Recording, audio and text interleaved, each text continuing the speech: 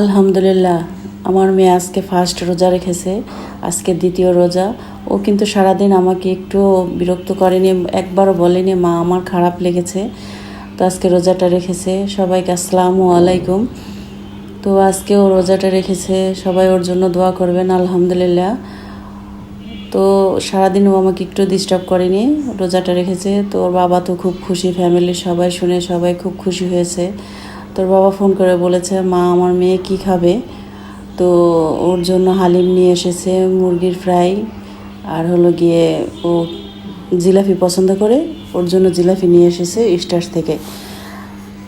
তো ওর জন্য জন্য সবাই দোয়া করবেন, আর আমরা যেন 30টা রোজা রাখতে পারি।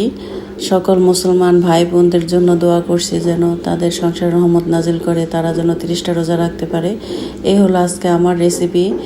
তো আমাদের ফ্যামিলি মেম্বার কম, আমাদের রেসিপিটা একটু কমই করেছি। যাই হোক, আমার এই ভিডিওটি ভালো লাগলে লাইক কমেন্ট শেয়ার করে ও সাবস্ক্রাইব করে আমার চ্যানেলটির পাশে থাকবেন। সবাই ভালো থাকবেন, সুস্থ থাকবেন, এই কামনা করে আজকের ভিডিও শেষ করছি। আল্লাহ হাফেজ।